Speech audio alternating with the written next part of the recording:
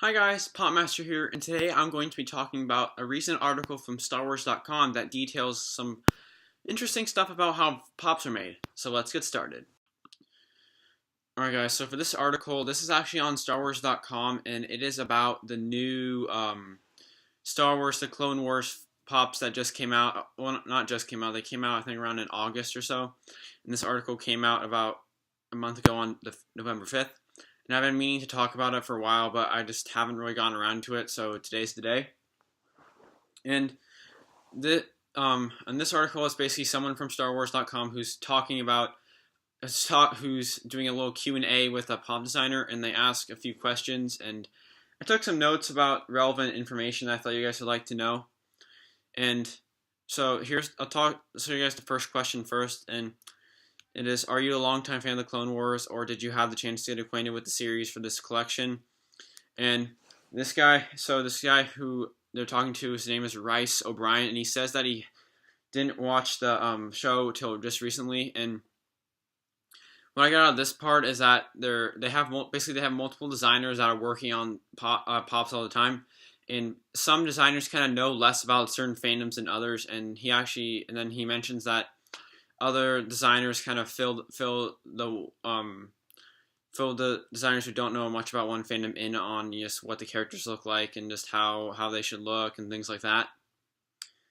And yeah, so they can't some better than others basically, and that they really help them out when they need help. And second question isn't really relevant. It's just, do you have a favorite moment or episode from the series? And that's not really anything. Yes, it's not really relevant to pops. And alright, so the third question is, how are the specific costumes and appearances chosen for a pop collection like the Clone Wars? And for this one, he mentions that they look for sort of iconic looks for the characters. And I actually have a few of my Clone Wars pops here, and I can kind of show you this. And with Anakin here, this outfit that he's wearing, he kind of wears it for most of the show. Is kind of just a battle armor outfit, and how the hair looks. Same with Obi-Wan Kenobi. He's pretty much wearing this outfit the entire time, just Jedi battle armor. And you can definitely see that with this one. And he actually says that they have to run the designs by Lucasfilm first, which I found kind of interesting because even though Funko does have a license to make the Star Wars collectibles, they still have to get approval from Lucasfilm before making anything, which I thought was pretty cool. And sometimes he mentions that they make suggestions that Funko could consider. So I don't know if Lucasfilm actually makes Funko make what they want them to make, or it's just suggestions like the guy saying here. And also, they're trying to keep in mind who are the main characters of the show, who are fan favorites, and like what scenes they want to make. I guess that's more for the scenes that's more applicable to movie moments, I would say. But for the stars of the show, I mean, I guess Anakin, Obi-Wan, and Ahsoka, all the ones I have here, are probably all fan favorites and all stars of the show. And they also, I guess for fan favorites, you could also throw in Cad Bane and Captain Rex, both pops I also have, but just not on me when I'm filming right here. So that's probably why they made those as well, because a lot of people like the character from the show.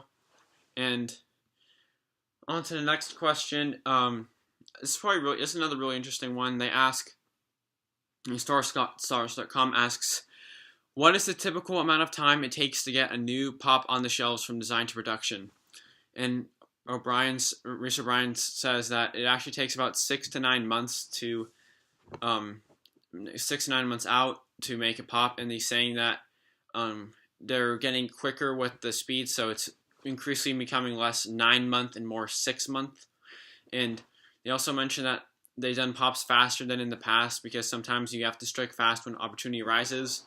I feel like that's kind of intentionally vague, but I'm not really sure what example I could think of that would really match that thing. But I guess you could maybe say just for some new movie releases, they just they have to make it quicker because of just marketing and all that. But they say they try to keep it to moments to a minimum, probably just because it probably places strain on the factories that make the pops to get them out in time, and designers and stuff. So. Alright, this is another really interesting question.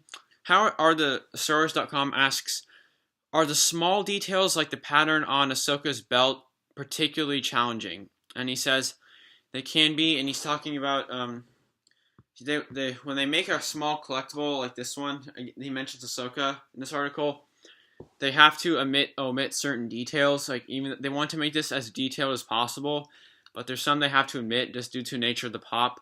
Since the head is big and the body's small, they can't. If the character has a lot of body details, they have to omit some.